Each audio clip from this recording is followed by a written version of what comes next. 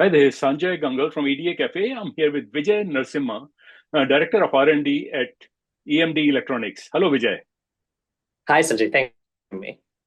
Well, thank you so much for joining us, Vijay. Tell us about EMD Electronics. Yeah, absolutely. So the electronics business of Merck KGaA, Darmstadt, Germany, operates as EMD Electronics in the US and Canada. That is a big mouthful, and maybe you've never heard of our company before, but there's a Mhm. 99% chance that if you used any electronic device today, you interacted with one of our materials or a device that has been manufactured using some of our pieces of equipment at some point. So we are a cutting edge materials and technology company, and we enable all aspects of the semiconductor manufacturing process, be that semiconductor chips to support advanced AI. We also make optronics and display materials, for example, that enable AR, VR, and the metaverse, and everything in between. And so we're really a diverse company that works with our customers to deliver leading edge electronic solutions to end customers. Okay, so tell us about your solutions, exactly what we're talking about. Yeah, absolutely. So, for example, in our semiconductors business, we make precursors to be used for chemical vapor deposition or atomic layer deposition. These are the processes that put atoms in exactly the right place at the nanometer scale to enable these tiny devices that you've heard about, transistors, for example, that are now going into the 3 nanometer node and even below. We also use, we make technology for chemical and mechanical planarization. So when you're building up a semiconductor chip, when you have built up that chip, there's a lot of topography, right? You're adding things and taking things away. So we make materials that will polish that down back into a flat surface so that you can continue building it. We also offer photolithography materials, including photolithography materials for extreme ultraviolet, which is the latest generation of photolithography to make really, really small devices. And finally, we make etch gases. So gases that are able to remove materials across different types of semiconductor devices in order to create the patterns that we need to make devices work. Okay, and do you consider yourself unique in this marketplace, or do you have competition? And if so, how do you differentiate yourself? I think one of the biggest ways that we differentiate ourselves versus the competition is just the variety of solutions that we offer. And so there are very few companies out there that touch as many parts of the semiconductor manufacturing chain as we do. And so we have an intimate understanding of multiple parts of how a chip is made, and therefore can, with various of our products, understand the interaction with other steps in the manufacturing process, which is so important in these chips that take thousands of manufacturing steps to be fabricated at the end of the day. We're also part of this parent company, Merck KGaA, Darmstadt, Germany, which has an over 350-year history of materials and chemical innovation. And the company was founded around the idea of material quality, right? Of basically ensuring that the materials that are produced to make important chemicals and products for the industry, be that in our healthcare business where we make drugs, in our life science business where we make materials that are used by life science researchers, or in our electronics business, quality is the name of the game, and it has been for centuries at this point. And so we're really proud of that heritage and how we bring that forward in the digital age. Okay, and looking ahead, what emerging trends do you believe will redefine semiconductor development over the next decade? I think we are at such an exciting point in the history of semiconductors because I think this is one of those rare times when so many aspects of semiconductor technology need to undergo significant changes in either the materials or the architecture or both in order to deliver the kinds of performance gains that we've been enjoying over the past decades. So let's take, for example, something like computer logic, right? So transistors. Up until pretty recently, most transistors use technology that was called FinFET technology. This is where the channel of the transistor goes up in the vertical dimension and is surrounded on 3 sides by the gate that controls whether that transistor is on its on and off state, right? It's 1 or it's 0, it's binary state. We're moving now, just recently, into this idea of gate-all-around transistors, or what we call nanosheet transistors. And that is going to continue to evolve at the cadence of every couple of years into fork sheet transistors, complementary transistors, and so on, all of which involve significant changes to the materials that are used inside. On the memory side, we also have, for example, DRAM devices. This is the working memory that's inside your computer.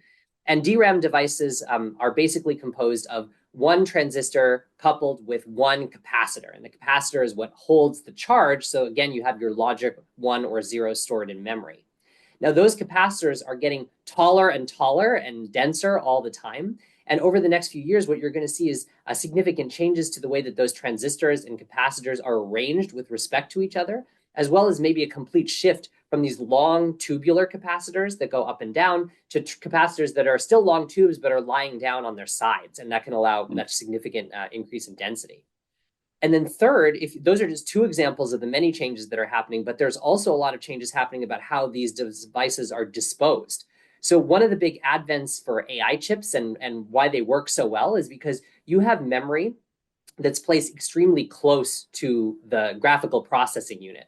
And so, for example, you have a GPU that has high bandwidth memory on all sides. Those high bandwidth memory are actually composed of individual DRAM chips that are stacked on top of each other and are connected through to the GPU through a high bandwidth backplane. So when you have all of these technologies that are coalescing, what you're seeing is in order to derive that more significant level of performance, you might need to start connecting things using optical technology instead of electronic technology, for example. You also have to develop more sophisticated architectures for chip stacking and how those chips interact with each other, both in terms of the electronics and the thermal management that's required. And you also see the emergence of new materials. For example, people are exploring things like ferroelectrics and other types of materials that could augment and, in fact, complement some of the materials and the memories that we have today. And so this is why it's so exciting a time. Is just, you know, we take for granted, right, when one of these amazing discoveries and inventions happens, like, you know, be it the social networks of you know, the past couple of decades through to the generative AI revolution that's happening today. Underlying all of that is the hardware that makes it possible, and underlying all of that is the materials that enables the hardware. And one last thing I'll say about this whole trend is there's always this trend of doing more and more, right? Of having more and more significant performance. But all of that is happening against the backdrop of an industry that's really recognizing a need to be more sustainable.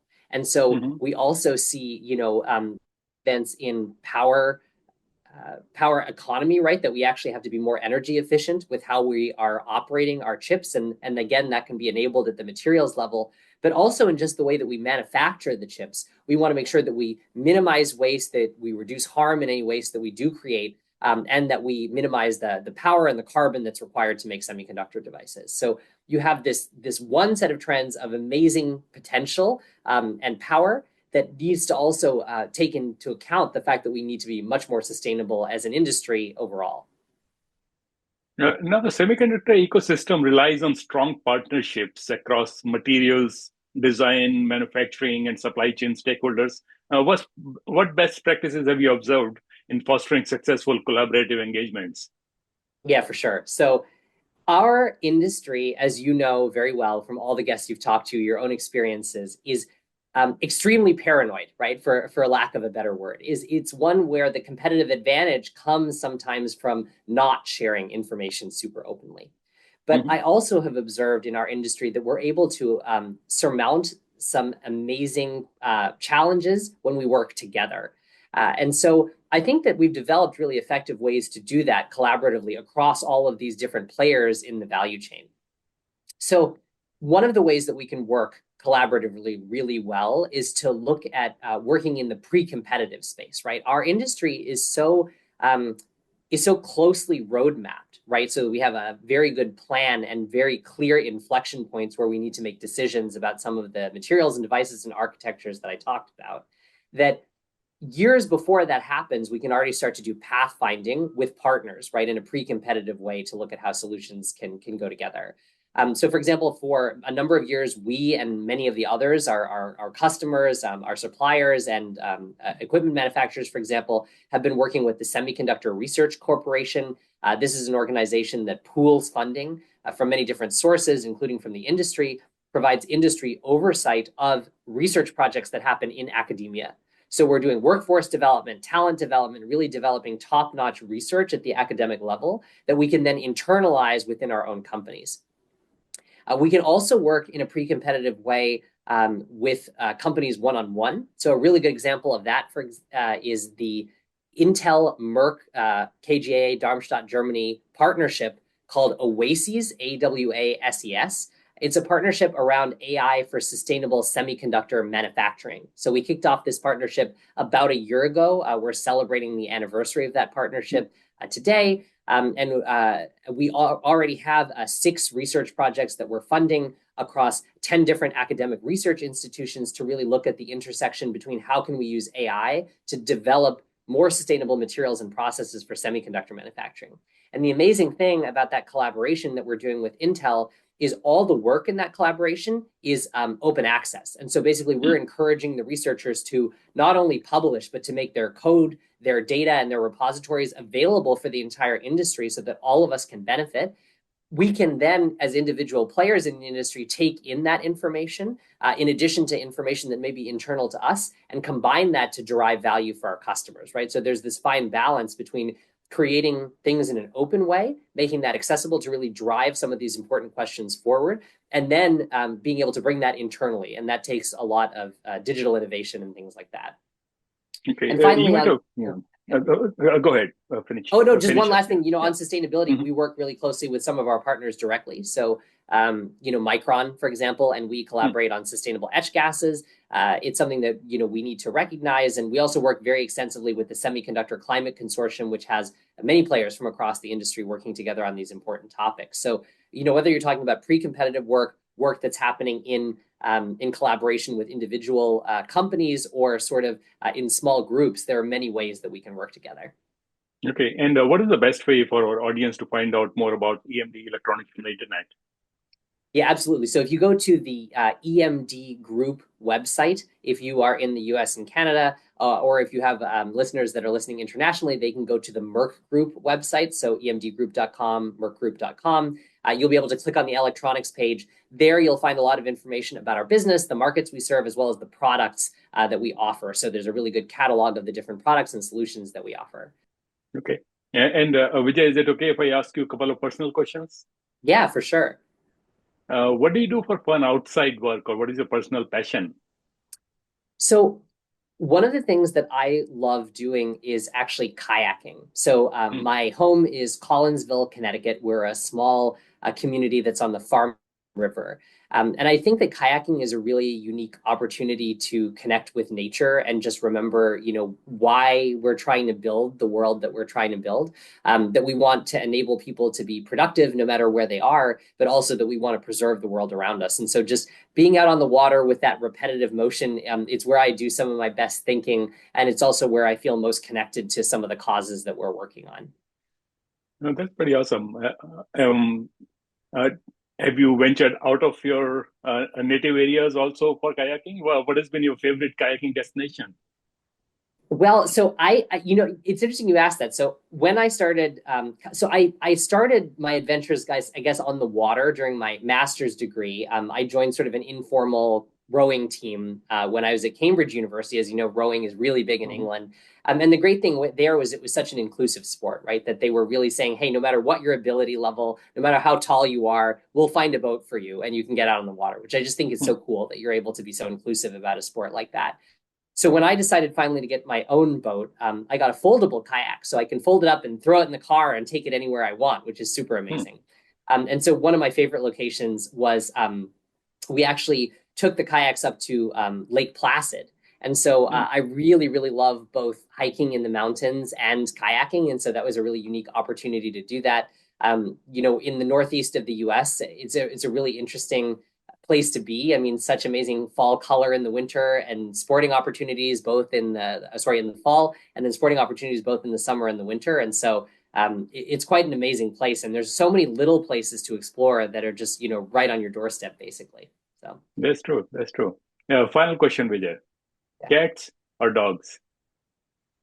I have to say that I am a dog person, mostly thanks to my sister. So she lives in the Bay Area in California and has fostered, I think at this point, more than 20 dogs, 20 rescue dogs in her apartment. It just shows you that like no matter where you are in your life or how big your space is, there probably is a furry friend that you can foster. She also proudly has a foster fail. So one of the foster dogs, Emma, that she wasn't able to get adopted, she kept for herself and has been an important part of our family. And so, yeah, I'm definitely a dog person, especially thanks to my sister's influence. Great, great. Well, thank you so much, Vijay, for taking time to record this interview. Have a great day and stay safe. Yeah, absolutely. Too. Thank you. Okay, this is Sanjay Gangal from EDA Cafe.